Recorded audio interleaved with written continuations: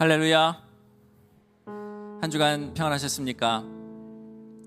우리가 살다 보면 낙심할 때가 있고 그로 인해 절망을 경험할 때가 있습니다. 그런데 우리가 하나님을 우리 아버지로 알고 예수를 우리 구주로 믿으며 산다는 것은 우리의 삶 속에서 어떠한 절망이 다가와도 그 절망 속에서 참된 소망을 꽃 피워낼 수 있는 충분한 넉넉한 힘을 얻을 수 있음을 또한 의미한다고 저는 믿습니다. 이 시간 우리가 찬양으로 주님 앞에 고백하며 나아갈 때 우리의 참된 예배 가운데 우리의 믿음의 고백으로 절망을 이겨내는 참 소망 주시는 주님을 발견하게 되기를 소원합니다.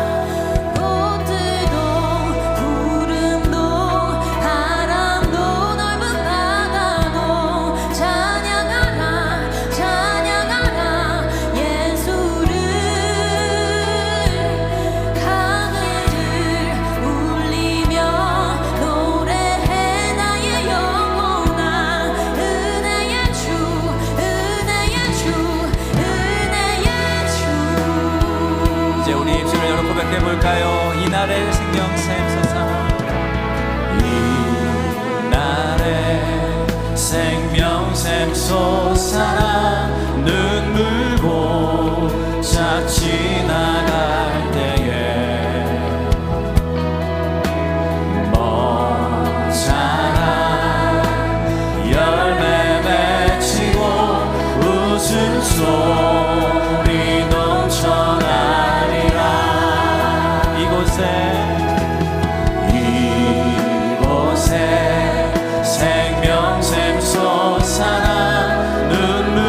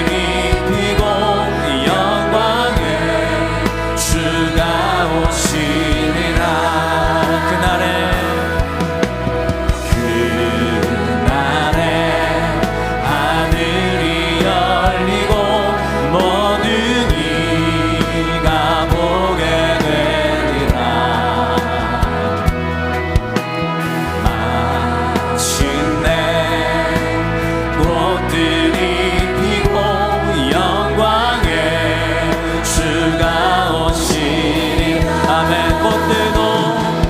꽃들도 구름도 바람도 넓은 바다도 찬양하라 찬양하라 예수를.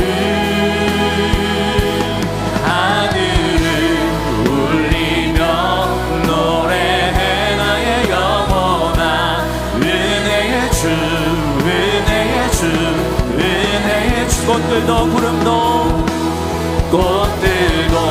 구름도 바람도 넓은 바다도 찬양하라 찬양하라 예수를.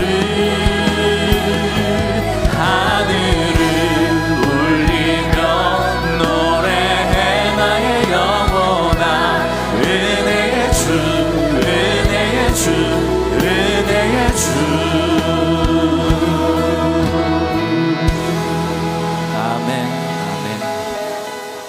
절망 속에서 소망의 빛을 보게 하시는 주님 꽉 붙들고 우리 함께 찬양하며 선포하며 나아갑시다. 할렐루야.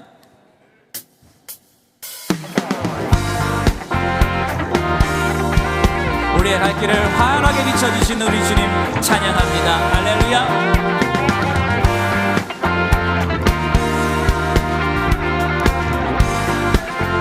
갈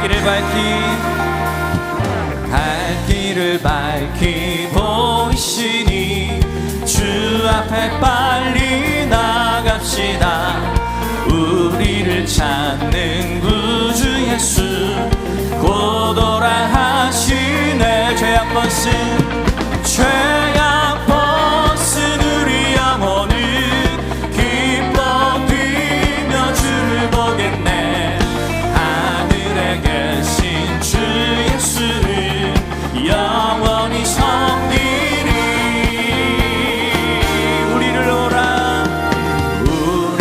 오라 하시는 말 기쁘게 듣고 순종하세.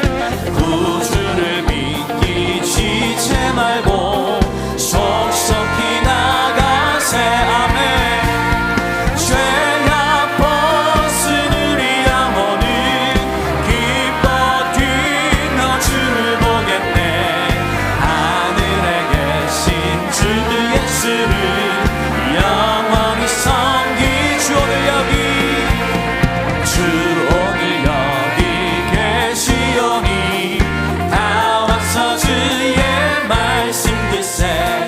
듣기도 하며 생각하니 참 진리시로다. 죄악 벗은 우리 영혼은 기뻐 뛰며 주를 보겠네. 하늘에 계신 주 예수를 영원히 섬기. 죄악 벗은 우리 영혼은 기뻐 뛰며 주를 보겠네. 하늘에 계신 주 예수를 영원히 함께 외칩시다. 죄악 벗은 우리 영혼은 기뻐 뛰며 주를 보겠네. 하늘에 계신 주 예수를 영원히 섬기리.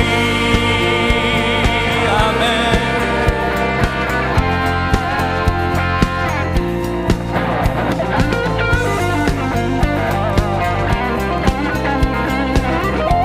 주님 뜻대로 살기로 했네. 주님 뜻대로 살기로 했네. 주님 뜻대로 살기로 했네. 뒤돌아서지 않겠네. 이 세상 사람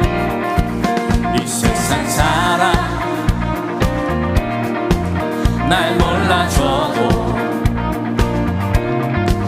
이 이 세상 사람 날 몰라줘도 이 세상 사람 날 몰라줘도 뒤돌아서지 않겠습니다. 뒤돌아서지 않겠네. 오직 예수만 바라보며 뒤돌아서지 않겠네. 아멘. 어떠한 시련이 와도 어떠한 시련이 와도 수많은 유혹 속에도 주시하신 주님 약속 나 붙들리라. 세상이 이해 못하고 우리를 조롱하여도 지시하신 주님 약속만 붙들리라. 결코 돌아서지 않으리. 아멘. 세상 등지고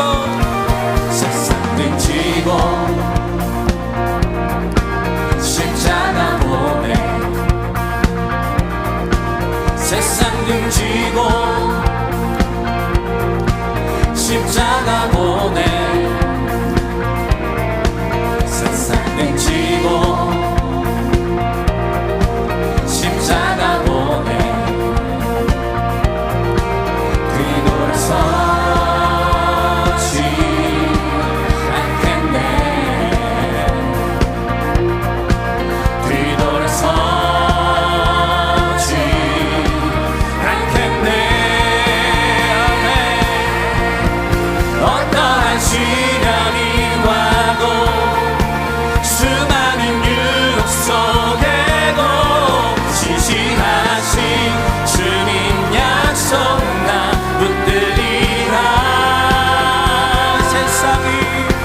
세상이 이해 못하고 우리를 조롱하여도 지시하신 주님 약속만 붙들리라. 어떠한 시련이 와도 수많은 유혹 속에도 지시하신 주님 약속 나 붙들리라. 세상이 이해 못하고 우리를 조롱하여도 지시하신 주님 약속만 붙들리라. 결코 돌아서지 않으리. 아멘. 결코 돌아서지 않으리. 결코 돌아서지 않으리.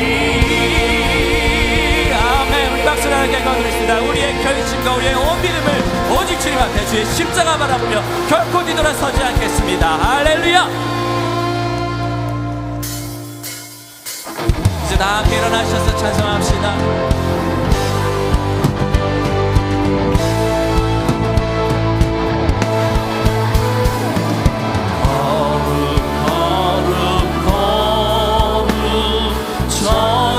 전능하신 주님 이른 아침 우리 주를 찬송합니다. 거룩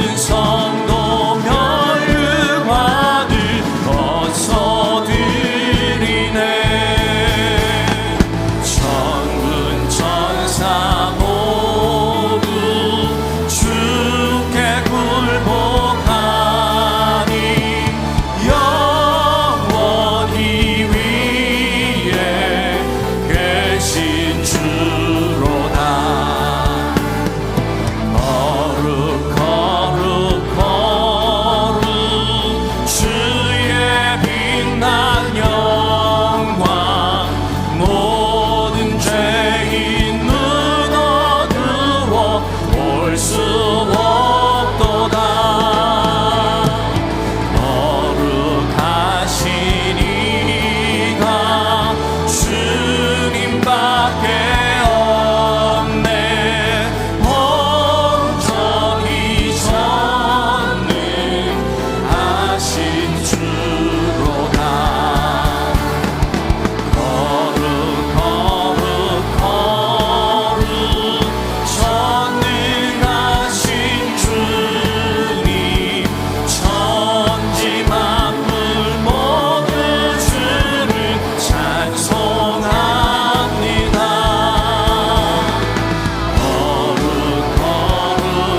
거룩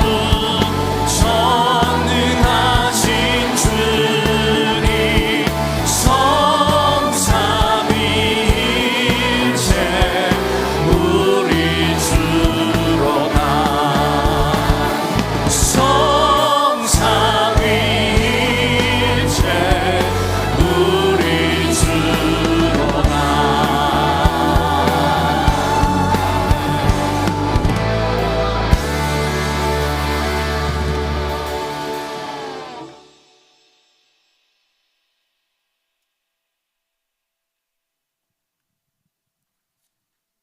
할렐루야. 거룩하신 하나님, 저희가 오직 한 분이신 여호와 하나님께 전심을 다하여 찬양과 예배를 드리오니 기뻐 받아주시옵고 저희들의 예배 가운데 임재하여 주시옵소서. 사랑의 하나님, 저희들이 믿음 없음으로 이번 한 주간도 하나님의 말씀대로 살지 못한 것을 용서하여 주시옵고 주님의 말씀 안에 승리하며 살 수 있도록 도와주시옵소서. 하나님을 아버지라 부를 수 있는 축복을 저희에게 주셨으니 저희들에게 담대한 믿음 주시고 사랑으로 복음을 전할 수 있도록 도와주시옵고 전도할 때 주님께서 함께하여 주셔서 모든 성도들이 전도의 열매를 드릴 수 있는 영광 허락하여 주시옵소서. 하나님 아버지, 오늘 처음 주님의 전에 나온 이들이 있습니다. 하나님의 살아계심을 체험하고 주님의 끝없는 사랑을 알게 하여 주시고 주 안에서 신앙생활을 잘할 수 있도록 축복하여 주시옵소서. 하나님, 이 민족을 불쌍히 여겨 주시옵소서. 아직도 분단 가운데 끝없는 핵 위협과 이념의 갈등으로 전쟁의 위험 속에 있습니다. 하나님, 이 민족을 지켜 주시옵소서. 하나님, 세우신 윤석열 대통령이 하나님의 지혜와 능력으로 정치 경제적으로 어려운 시국을 잘 극복하고 자유민주주의를 잘 지킬 수 있도록 도와주시옵소서. 하나님 아버지, 담임 목사님께서 집회를 통해 말씀을 전하실 때 성령께서 함께하여 주시고 능력을 부어주시어 불의 역사가 엘리야와 같은 능력으로 나타나게 하시고 목사님의 건강을 지켜 주시옵소서. 이제 한인돈 목사님께서 하나님의 말씀을 대언하실 때 전해지는 말씀을 통해 저희들에게 성령이 임하시고 말씀을 붙잡고 한 주간을 승리하며 살게 하여 주시옵소서. 사랑과 치유의 하나님, 각종 암과 질병, 경제적 고통으로 인하여 주님과 멀어지는 안타까운 교회들의 사정과 형편을 아시는 주님, 이들을 불쌍히 여겨주시고 이들의 상처를 고쳐주시기를 간절히 기도합니다. 또한 교회가 회복의 능력으로 채워지게 하여 주시옵소서. 오늘 예배를 위해서 헌신하며 봉사하는 손길과 찬양을 준비하여 하나님께 드리는 성가대와 간현악단 위에 하나님의 선물로 가득 채워주시기를 간구합니다. 이 모든 말씀을 예수님의 이름으로 기도합니다. 아멘. 전능하사 천지를 만드신 하나님 아버지를 내가 믿사오며 그 위아들 우리 예수 그리스도를 믿사오니 이는 성령으로 잉타하사 동정녀 마리아에게 나시고 본디오 빌라도에게 고난을 받으사 십자가에 못 박혀 죽으시고 장사한 지 사흘 만에 죽은 자 가운데서 다시 살아나시며 하늘에 오르사 전능하신 하나님 우편에 앉아 계시다가 저로서 산자와 죽은 자를 심판하러 오시리라. 성령을 믿사오며 거룩한 공예와 성도가 서로 교통하는 것과 죄를 사해 주시는 것과 몸이 다시 사는 것과 영원히 사는 것을 믿사옵나이다. 아멘.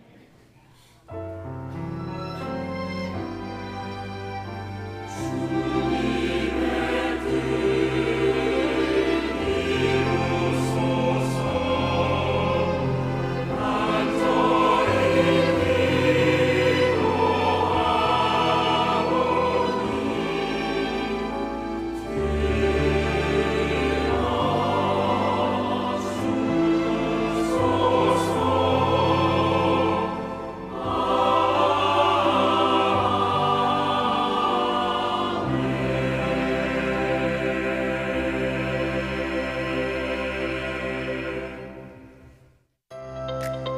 리얼 크리스천 성도 여러분 안녕하세요. 5월 21일 청년주일 교회 소식 시작합니다.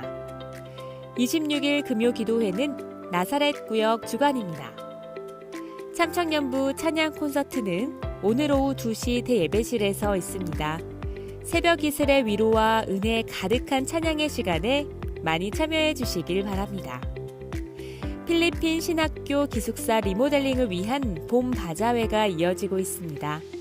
여선교회 매장과 엠브리지 데크에서 일부 예배 후부터 열리는데요. 맛있는 음식을 통한 선교와 나눔에 많은 동참 부탁드립니다.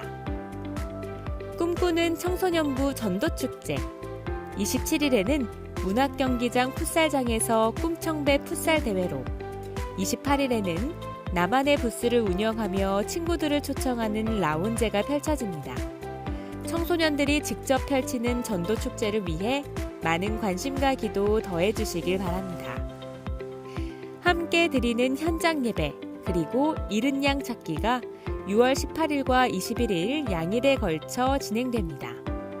코로나의 긴 시간 동안 현장에 함께하지 못했던 온라인 예배에 익숙해지신 분들과 예배의 소중함과 감격을 잃어버린 분들을 초청하여 예배당에서 함께 드리는 예배의 은혜를 다시금 회복하는 시간을 가지려고 합니다. 날짜를 꼭 기억해 주시고 함께 해주시길 소망합니다.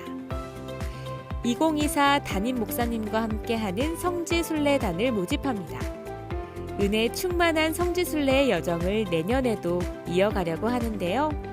35명 선착순으로 모집 중이오니 일정과 장소 확인하시고 동참하기 원하시는 분들께서는 사무실로 신청해 주세요.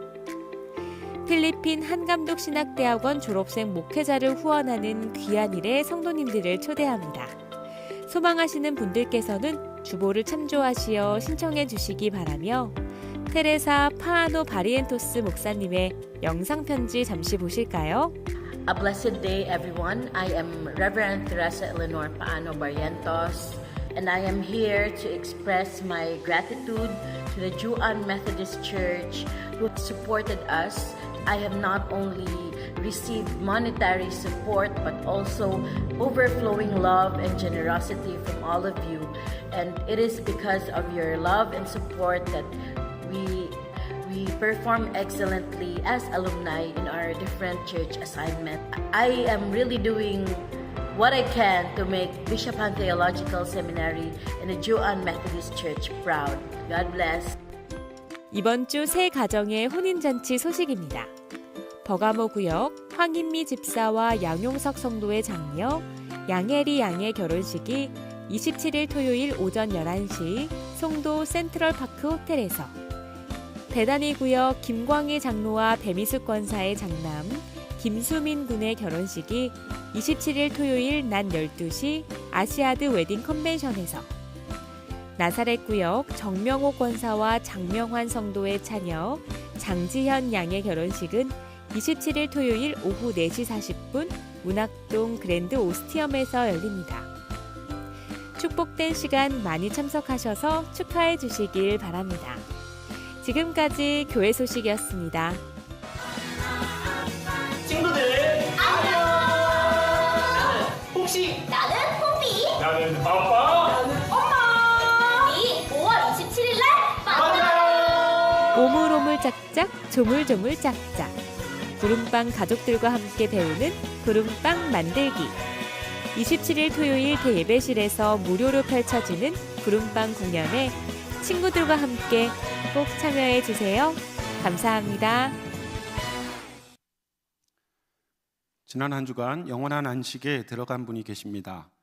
배단위 구역 송연옥 권사 서기일 장로의 친부이시자 서머나 구역 송찬원 성도 김은숙 집사의 부친께서 지난 12일 금요일에 빌립보 구역 박정옥 권사의 남편이신 이상기 집사께서 12일 금요일에 각각 하나님 품에 안기셨습니다. 미처 위로의 인사 나누지 못하신 분들은 예배 후에 따뜻한 위로의 인사 전해주시기를 바라겠습니다. 이 시간에는 세 가족분들이 계셔서 소개해드리도록 하겠습니다. 이름 불러드릴 때 자리에서 일어나 주시면 감사하겠습니다.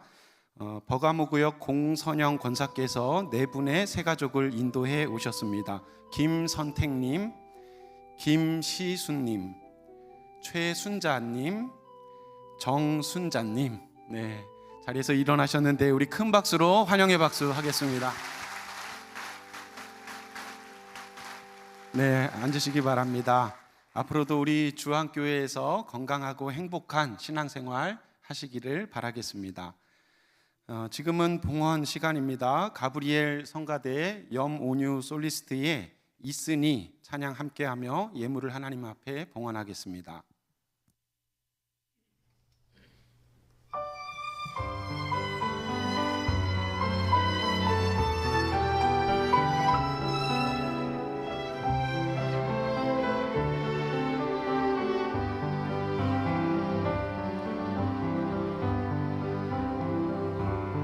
내 마음에 노래가 있으니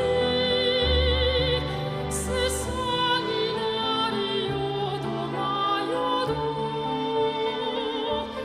내 마음으로 내 주를 노래하리라 내 주를 노래하리라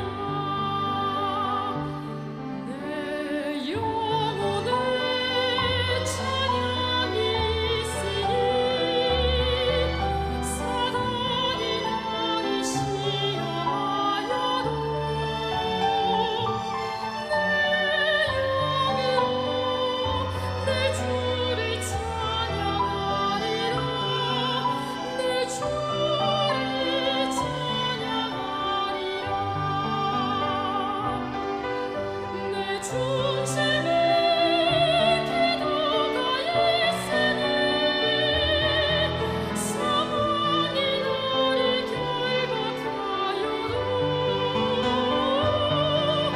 내 중심으로 내 주께 기도하리라 내 주께 기도하리라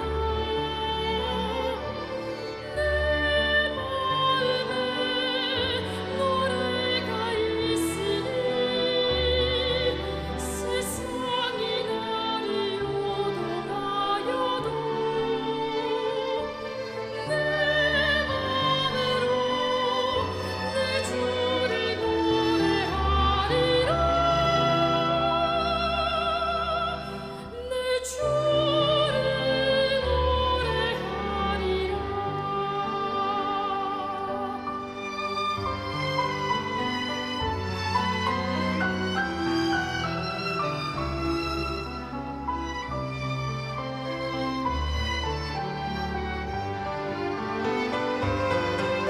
내 중심에 기도가 있으니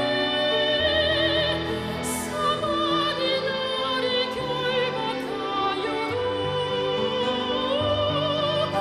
내 중심으로 내 주께 기도하리라 내 주께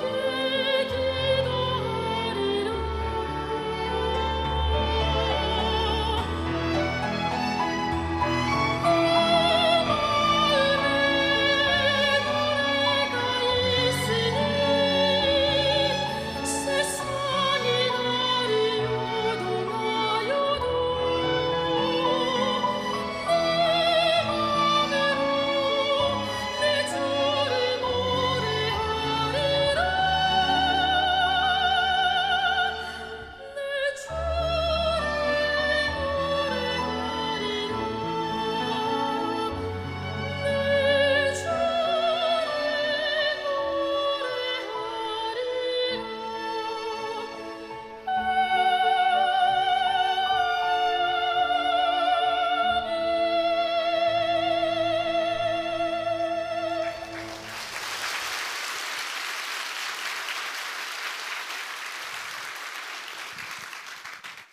아버지의 장례를 마치고 송현옥 권사님, 김은숙 집사님,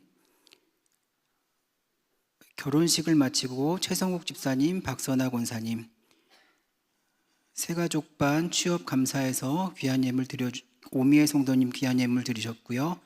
취업시켜 주신 하나님께 감사해서 김미자 성도님 예물 드리셨습니다. 함께 기도하겠습니다. 주님, 이곳에 임재하시는 주님의 얼굴을 간절히 구합니다. 주님께 드리는 예배를 통해서 오늘 살아계신 주님을 체험함으로 이 날이 가장 좋으신 은혜와 사랑을 경험하는 날이 되게 하여 주옵소서. 또한 이 세상을 살아가면서 어떠한 어려움과 힘든 상황이 찾아온다 할지라도 능히 이겨낼 수 있는 지혜와 능력을 이 시간을 통해 공급하여 주시기를 간절히 원합니다. 이 시간 오직 감사로 드리는 예배를 기쁘게 받아주시고 우리에게 남겨진 모든 시간 동안 우리 인생의 빈 공간이 주님을 향한 감사로 채워지게 하여 주옵소서. 나만 채워지고 만족하는 인생이 아니라 넘치는 삶을 살게 하여 주셔서 나로부터 시작되어 우리 이웃들에게 그 감사가 흘러넘쳐 전해지게 하시고 우리 거하는 모든 처소에서 주님의 복을 전하는 통로의 삶을 살기에 부족함이 없는 우리 주 안의 모든 성도들이 되게 하여 주옵소서. 우리가 이 시간 마음을 드리고 정성을 모아서 주님 앞에 귀한 예물 올려드립니다. 주일 헌금과 감사 예물로 11조와 선교 헌금으로 장학 헌금, 구제 헌금으로 이 모양 저 모양으로 드리는 모든 예물을 하나님 기뻐 받아주시고 주님의 거룩한 사역의 확장을 위해 쓰임받는 예물이 되게 하여 주옵소서. 힘든 상황을 지내고 있을지라도 그러나 우리 날마다 감사하며 살기를 원합니다. 만족하며 살기를 원합니다. 마음만은 넉넉하여 이웃들과 나누는 삶을 살고 싶습니다. 간절히 구하는 자에게 하나님의 넘치는 은혜를 허락하여 주시옵소서. 오늘 이 한날의 예배도 주님께서 흠양하여 주실 것을 믿고 감사드리며 예수님의 이름으로 기도합니다. 아멘.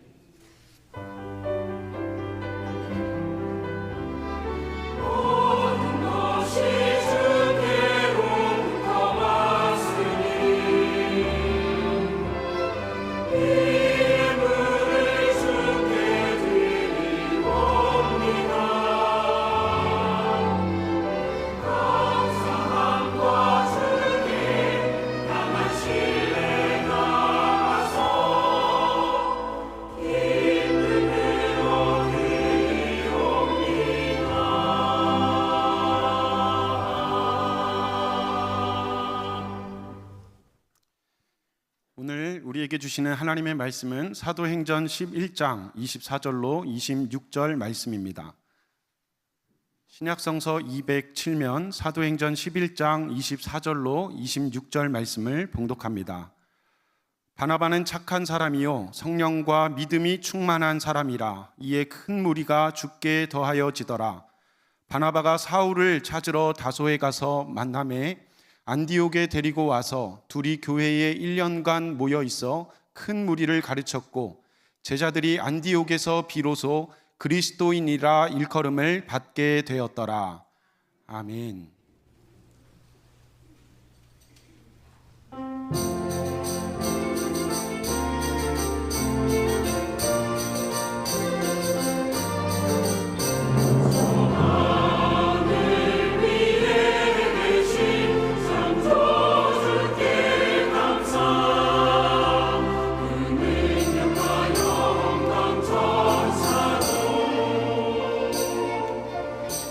찬양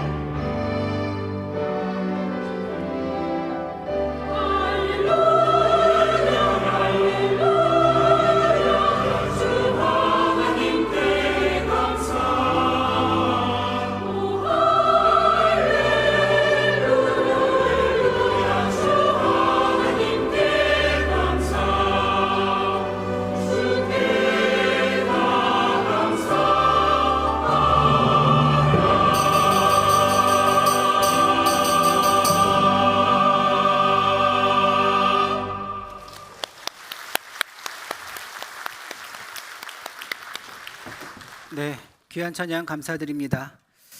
우리 앞뒤 좌우에 계신 분들과 인사하실 때 반갑습니다, 잘 오셨습니다 이렇게 인사하실까요?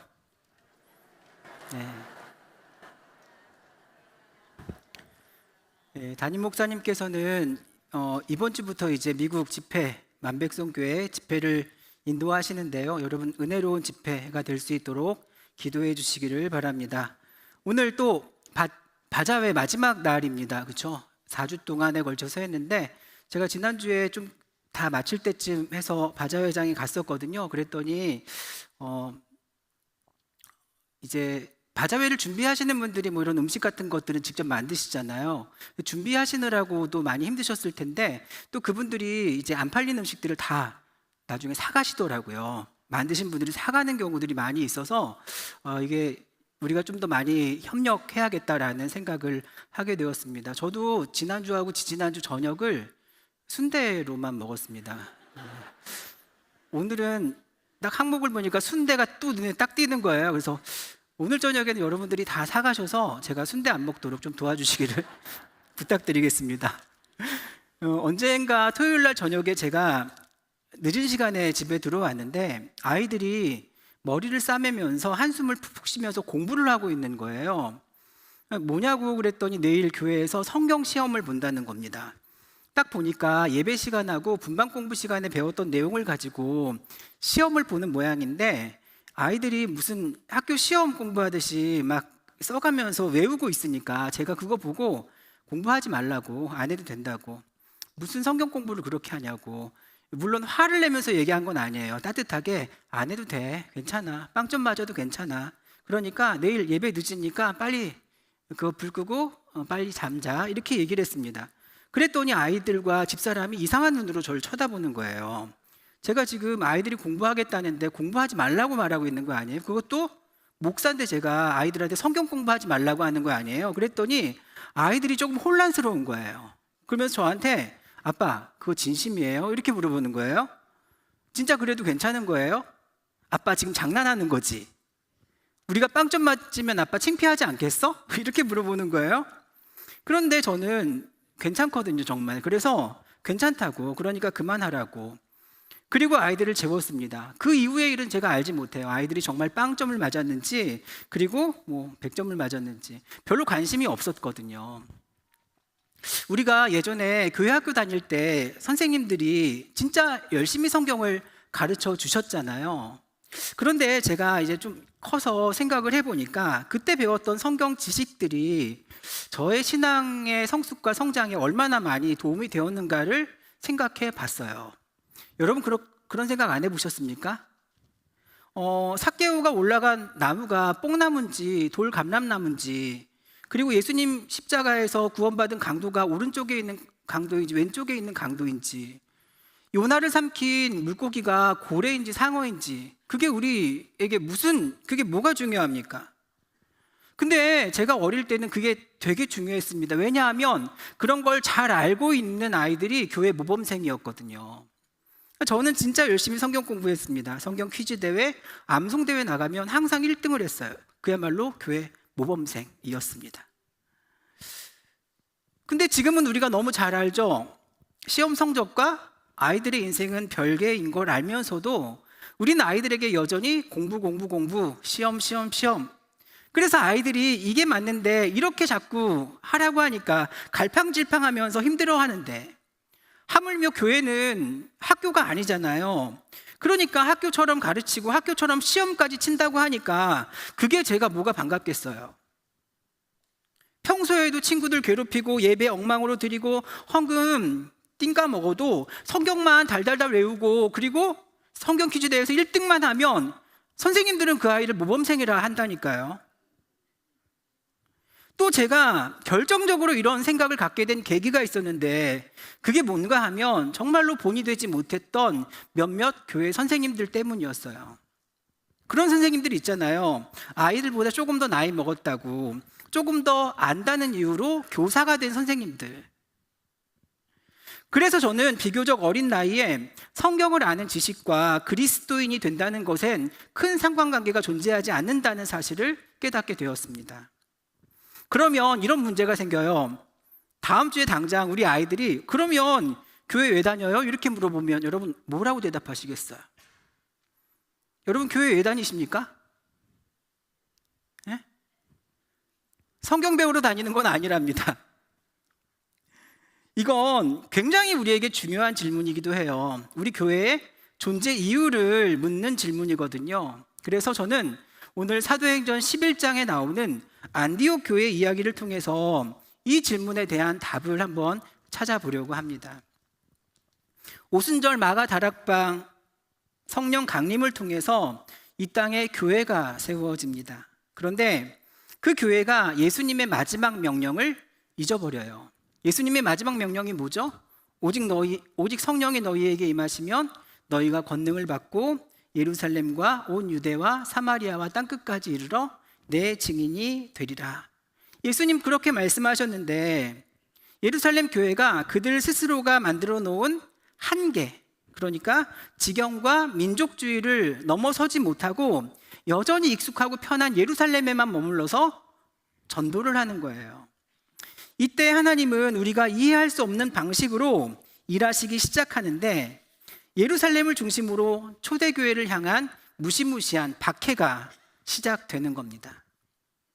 이때 일어났던 대표적인 사건이 바로 초대교회 지도자 중에 하나였던 스데반이 유대인들에 의해서 돌에 맞아 죽임을 당하는 사건이었거든요. 그리고 그 일을 시작으로 예수를 추종하는 무리들에 대한 핍박이 대대적으로 벌어지게 되고 초대교회는 전부 흩어지게 됩니다. 여기까지 보면 교회가 망한 거죠. 문을 닫았잖아요. 그런데 참 아이러니하게 이 사건이 이방 땅에 복음이 전해지는 중요한 단초가 되는 거예요. 우리 19절 말씀을 함께 같이 읽어볼까요? 시작. 그때에 스데반의 일로 일어난 환란으로 말미암아 베니게와 구브로와 안디옥까지 이르러 유대인에게만 말씀을 전하는데, 그때에 스데반의 죽음으로 교회가 뿔뿔이 흩어지게 된 그때에 그렇게 흩어진 자들이 베니게와 구레네, 지금의 키프로스와 리비아 그리고 안디옥까지 떠나게 됩니다. 거기서 뭘 합니까? 복음을 전하기는 전하는데 거기서도 보니까 유대인들에게만 말씀을 전합니다. 분명 하나님께서 예루살렘에 머물러 있지 말라고 흩어져서 이방인들에게도 복음을 전하라고 그 땅에 보내셨는데 거기서도 여전히 유대인들에게만 말씀을 전하고 있는 거예요. 그런데 거기서 하나님께서 뜻밖의 인물을 들어 사용하시는 거예요.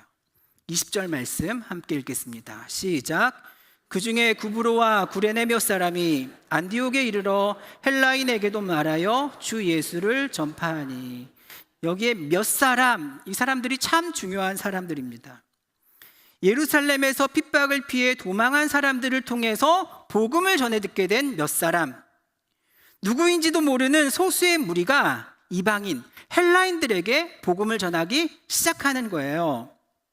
여러분, 이건 전통적인 유대인의 율법이나 관습에 의하면 할 수 없는 행동을 그들이 하는 겁니다. 왜냐하면 그들은 하나님께서 유대인들만 사랑한다고 생각했고 복음은 이스라엘 백성들만 소유할 수 있는 것이라고 생각했거든요.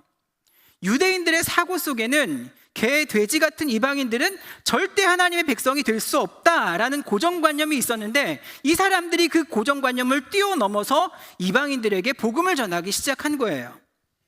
그때 어떤 일이 벌어집니까? 21절 함께 읽습니다. 주의 손이 그들과 함께 하심에 수많은 사람들이 믿고 주께 돌아오더라. 보세요. 안디옥 교회에 수많은 사람들이 주께 돌아온 이유가 뭡니까? 이들을 주께 돌아오게 하기 위해서 그 몇 사람들이 한 일이 뭐예요? 자, 이제 우리가 전도해야 되니까 빨리 전도 교육 실시하고 전도팀을 구성하고 태신자를 작정하고 전도 행사를 해야 되니까 강사 초청하고 최고의 음식을 준비하고 최고급 프라이팬도 준비하고 뭐 이렇게 한 게 아니죠. 수많은 사람들이 주께 돌아오게 된 이유, 그들이 한 일은 뭔가 하면 주님의 손이 복음을 전하는 그들과 함께함을 보게 한 거예요. 여러분, 주의 손이 뭡니까? 주의 손을 보았다. 주의 손이라는 말이 헬라어로 케이르 퀴리우라는 말인데요. 이거는 성경에서 하나님의 능력이나 하나님의 함께하심을 나타낼 때 쓰는 말이에요. 구약에 하나님의 손이라는 표현이 굉장히 많이 나오거든요. 그러니까 복음을 전달받았던 그 사람들이 하나님의 손과 하나님의 발이 되어 주님의 마음을 가지고 다른 사람들을 대했을 때 그들의 삶을 통해서 그 전도 대상자들이 하나님의 함께하심을 보게 된 거예요. 그래서 잘 보세요. 우리가 생각할 때 복음을 전했다 하면 그 복음을 받는 사람들이 예수님을 믿게 되었다, 뭐 교회의 교인이 되었다, 뭐 교회가 부흥했다, 이런 표현을 사용했어야 할 것 같은데 여기는 뭐라고 쓰고 있어요? 수많은 사람들이 믿고 주께 돌아왔다. 주께 돌아왔다는 표현을 쓰고 있어요. 이 돌아왔다는 말이요, 자발적으로 순종했다 이런 뜻이거든요. 누구에게요? 예수님께. 실제로 안디옥에 이르렀던 구브로와 구레네 몇 사람이 예수님에 대해 이야기를 했을 때 사람들이 예수님을 믿게 된 것은, 주께 돌아오게 된 것은 이들의 말재간이 뛰어나서가 아니에요. 연약하고 진짜 보잘것없는 이방 사람들인 것 같았는데 저들의 삶을 가만히 보니까 보이지 않는 도움의 손길이 늘 작용하고 있는 거예요. 힘들고 어려운 일을 만나도 저들은 늘 밝게 웃고 있었고 절망적인 상황 가운데서도 늘 희망을 말하고, 그러니까 외지인으로 안디옥에 와서 살아가는 게 정말 힘들고 어려울 텐데 늘 씩씩하고 정직하고 진실하게 말하는 것과 똑같이 살아가려고 애쓰는 그 모습에 사람들이 감동을 받는 거예요. 그래서 어쩌면 그렇게 살 수 있냐고 그렇게 물어봤더니 예수님이 그렇게 살라고 했대요. 여러분, 전도가 뭡니까?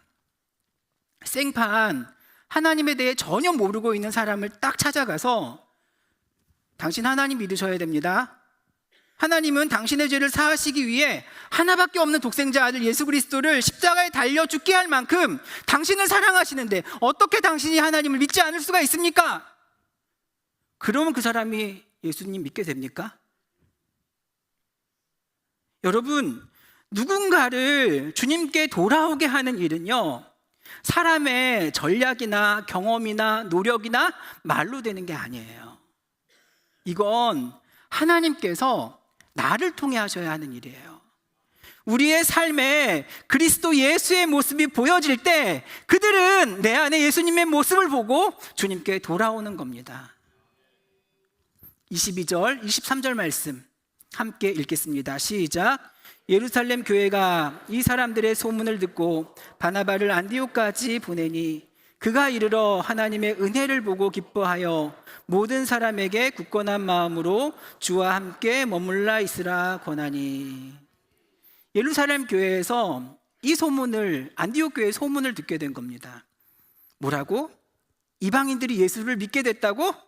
그걸 어떻게 믿을 수가 있어? 그래서 바나바를 안디옥 교회에 파송하는 거예요. 자, 이제 여러분들의 상상력을 좀 동원하셔야 됩니다. 예루살렘 교회에 있던 바나바가 안디옥 교회에 왔습니다. 그리고 교회의 모습을 쭉 살펴봅니다. 뭘 받겠습니까? 유대인과 이방인들이 함께 모여서 열심히 예배하고 찬양하고 서로 섬기고 서로 사랑하는 모습을 바나바가 봤겠죠. 그런데 성경에는 그 모습을 뭘 봤다라고 표현하고 있습니까? 하나님의 은혜를 보았다. 하나님의 은혜를 본 게 뭡니까? 이 구절을 메시지 성경으로 읽으면 이런 내용입니다. 바나바는 도착하자마자 그 모든 일의 배후와 중심에 하나님이 계심을 보았다. 여러분, 바나바는 그 주님의 손이 함께하는 사람들을 통해서 교회의 중심에 하나님께서 부흥의 역사를 주관하고 계심을 보게 된 거예요. 그걸 하나님의 은혜를 보았다, 이렇게 표현하고 있는 겁니다. 그런데 여러분, 바나바는 특별한 사람입니다. 24절에 보니까 바나바는 착한 사람이요 성령과 믿음이 충만한 사람이라 라고 표현하고 있어요. 착한 사람이고 성령과 믿음이 충만했다.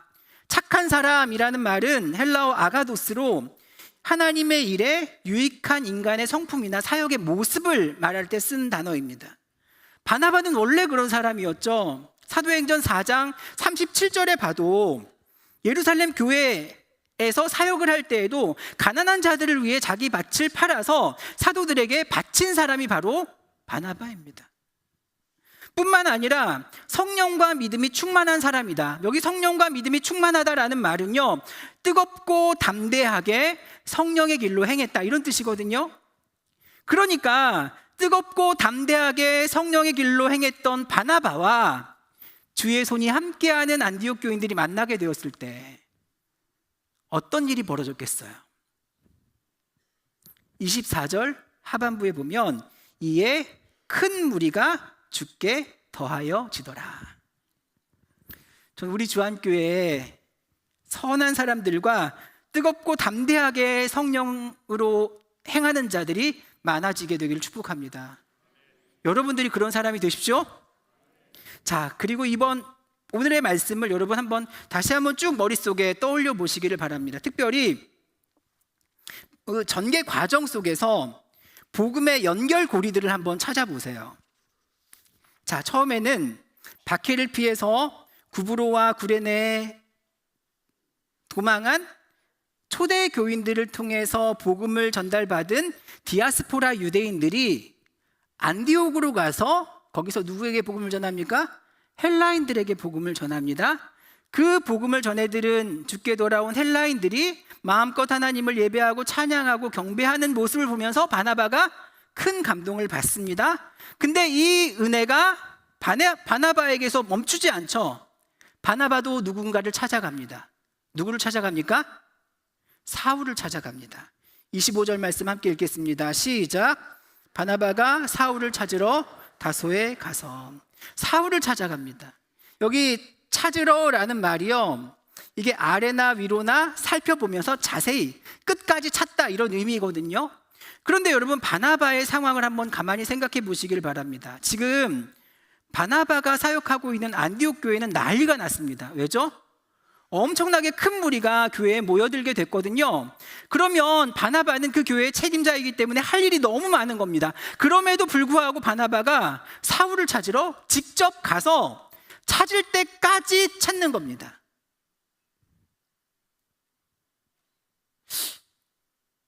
여러분, 한번 생각해 보십시오. 그 당시에 사울은요, 바나바의 사역에 꼭 필요했던 사람이었을까?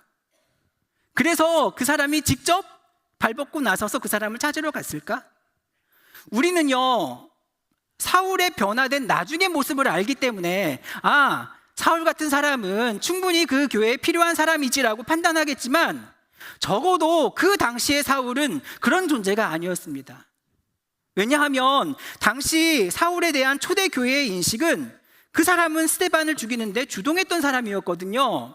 그리고 다메섹으로 가던 도중에 예수님을 만나서 변화되었다고 하는데 그 사건을 본 사람도, 그 사람을 목격한 사람도 아무도 없고 그냥 자신만 그렇게 주장하고 다니니까 초대교회가 그의 사도성을 인정해주지 않거든요. 그러니까 조용히 다소에 가서 혼자 지내고 있는 겁니다. 그러니까 그 당시에 사울은요, 그렇게 귀한 사역에 쓰임받을 만한 사람이 아니었어요. 그럼에도 불구하고 바나바가 직접 사울을 찾기 위해 다소로 떠나갑니다. 그리고 찾을 때까지 그를 찾습니다. 바나바가 왜 그랬습니까? 바나바가 왜 그랬어요? 하나님이 원하셨으니까.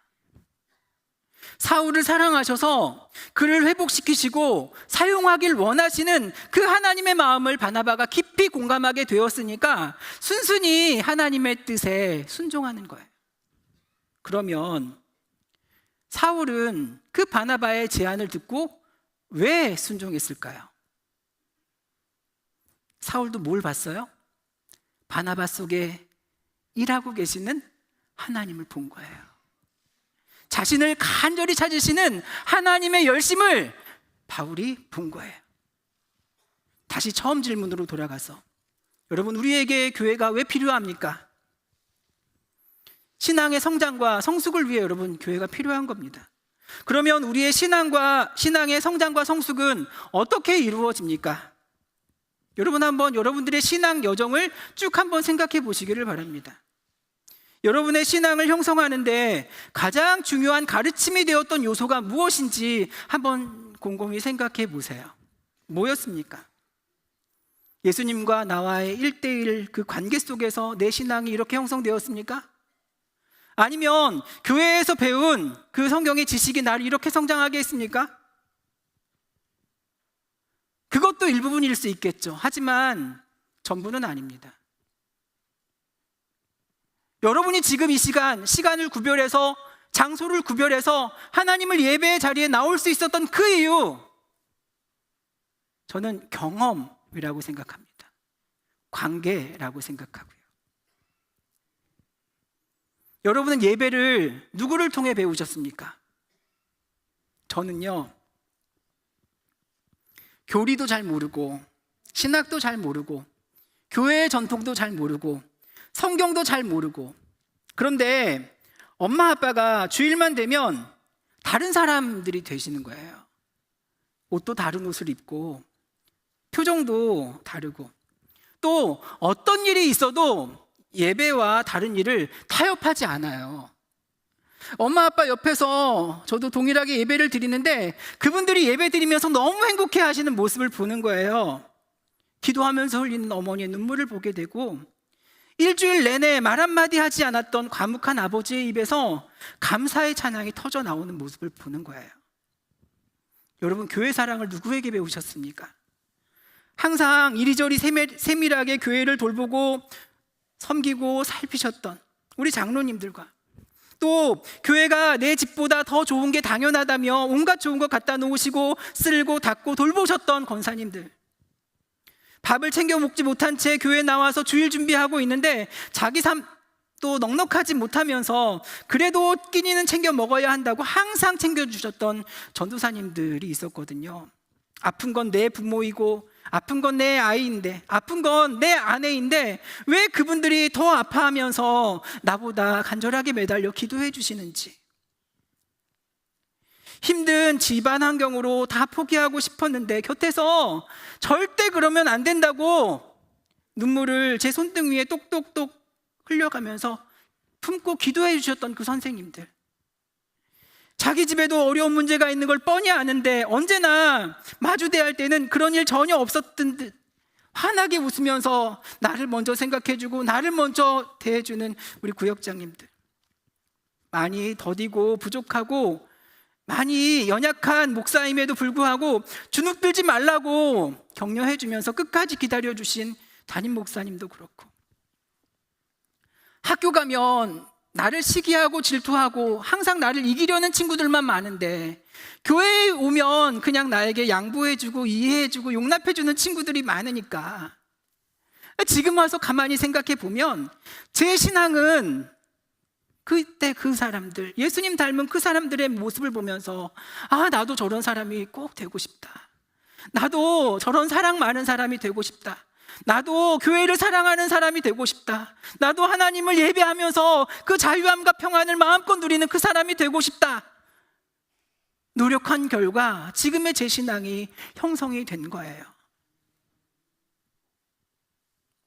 26절 말씀 함께 볼까요? 시작. 만남에 안디옥에 데리고 와서 둘이 가르쳤고 제자들이 안디옥에서 비로소 그리스도인이라 일컬음을 받게 되었더라. 여러분, 주님께 돌아온 수많은 사람들, 주님께 더해진 큰 무리들, 주님을 따르기로 작정한 그 사람들을 여러분 우리가 제자라고 부를 수 있을까요? 네, 부를 수 있죠.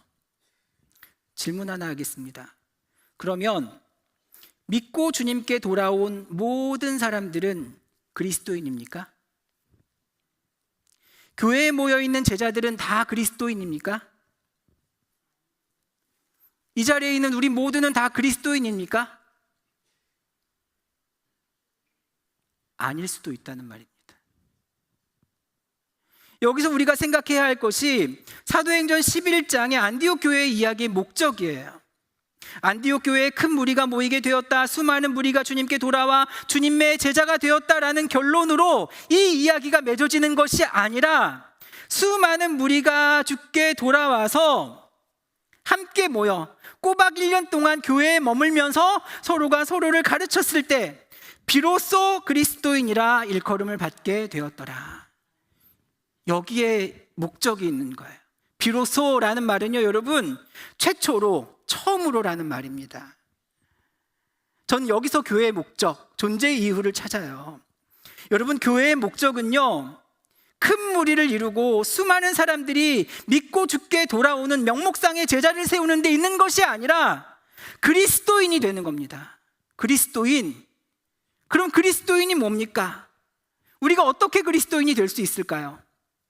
그 당시 여러분, 그리스도인이라는 호칭은 교회 안에서 스스로 명명하고 서로가 그렇게 불러주던 명칭입니까? 아니면 교회 밖에 있는 사람들이 불러준 별명입니까? 교회 밖에 있는 사람들이 불러준 별명입니다. 다른 사람이 나를 그렇게 인정해 줘야 내가 그리스도인이 되는 거예요. 초대교회 당시에 사용되던 그리스도인이라는 말은요, 헬라어로 크리스티아노스라는 말인데, 그리스도를 뜻하는 크리스투스라는 말과 모모에게 속한 사람들, 이아노스를 더한 말이에요. 그리스도께 속한 사람들이 그리스도인입니다. 근데 재밌는 게 뭔가 하면 당시에 이와 유사한 단어가 있었는데, 가이사에게 속한 사람들이라 해서 카이사이아노스라는 말이 있었어요. 카이사이아노스. 그러니까 이 카이사이아노스라는 사람들은 황제 옆에 있었던 귀족들을 가리키는 말이 아니라 황제의 노예들을 카이사이아노스라고 불렀어요. 생각해 보세요. 노예인데요, 보통 노예가 아니에요. 누구에게 속한 노예예요? 황제에게 속한 노예입니다. 그러니까 이 사람들은 그걸 영광으로 여기고 그 황제를 위해 목숨을 바치는데 그걸 아까워하지 않는 거예요. 그런데 그리스도인들은 뭐예요?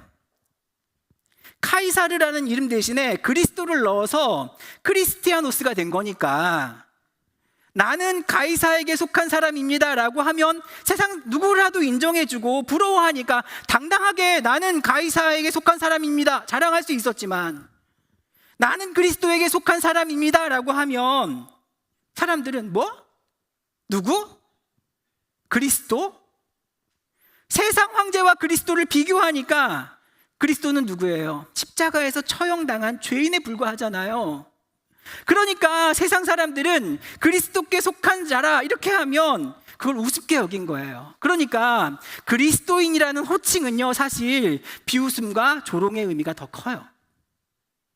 그런데 중요한 것은 초대교회 그리스도인들은 수많은 박해와 핍박 앞에서도 나는 그리스도인입니다 라는 그 고백을 주저하지 않는 거예요.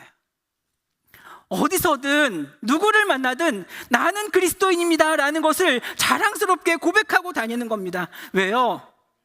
그들은 이미 세상 권세와 비교할 수 없는 하나님의 권세를 경험한 사람들이었기 때문에, 나는 가이사에게 속한 사람이 아닙니다, 나는 예수님께 속한 사람입니다.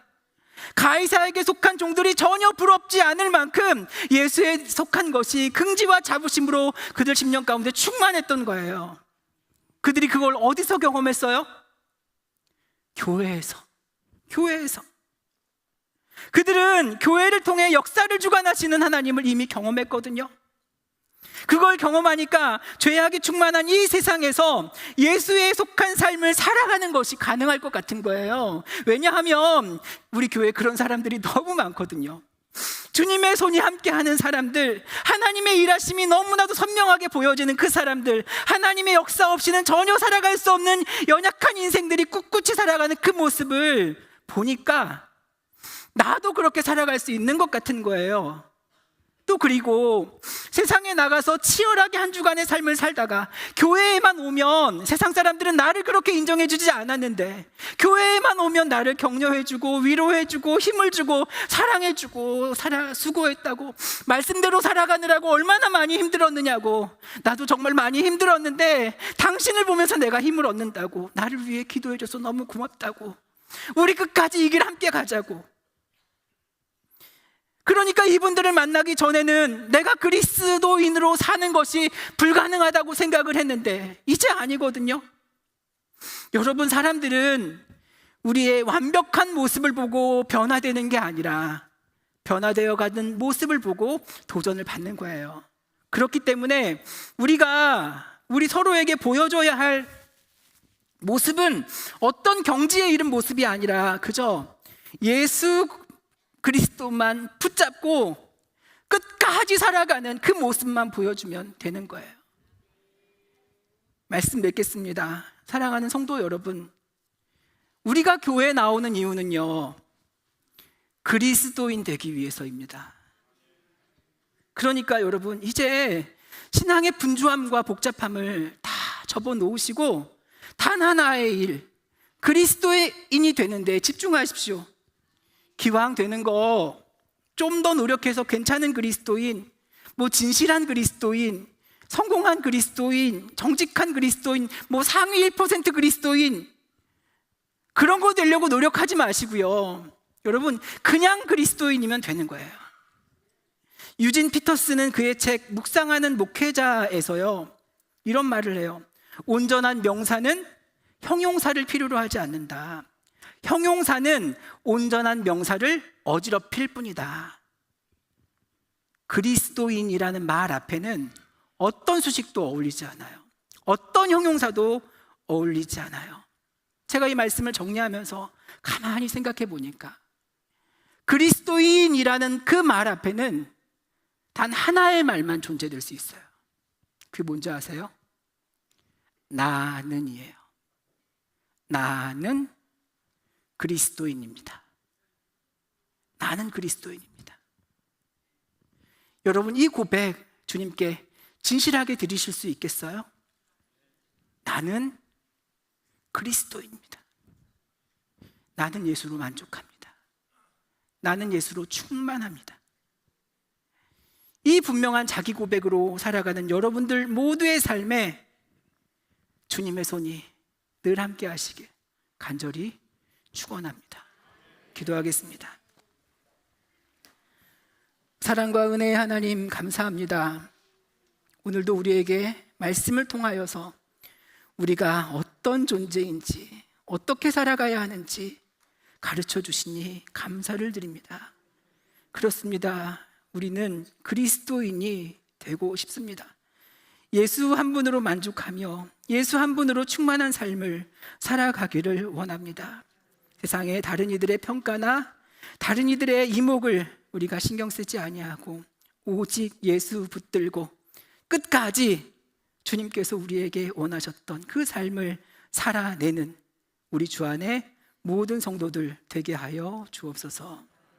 예수님의 이름으로 기도합니다. 아멘. 다 함께 일어나서 다짐 찬양하시겠습니다.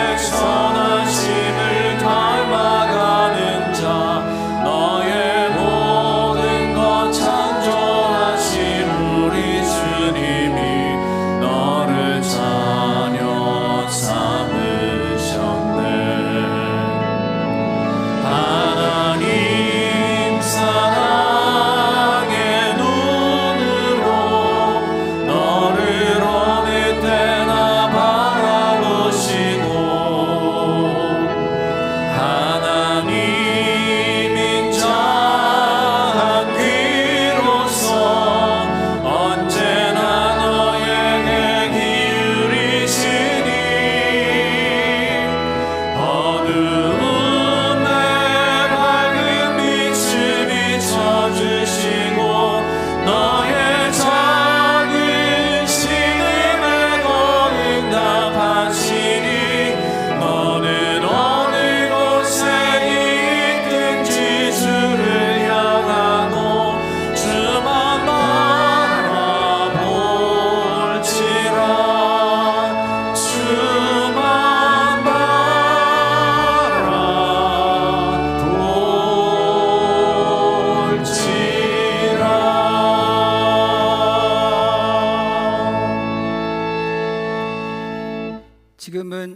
구원하신 그리스도 예수의 은혜와 아버지 하나님의 극진하신 사랑하심과 성령님의 감화감동 역사하심이 오직 예수께만 속하여 그분의 말씀대로 이 땅 가운데 그분의 뜻과 소원을 온전히 이루며 주님의 손과 발이 되어 세상을 치유하고 회복하는 일에 귀하게 쓰임받기를 소원하고 다짐하는 우리 주 안의 모든 성도들 위에와 저들의 가정 위에 일터 위에 지금부터 영원까지 함께 하시기를 간절히 축원하옵나이다. 아멘.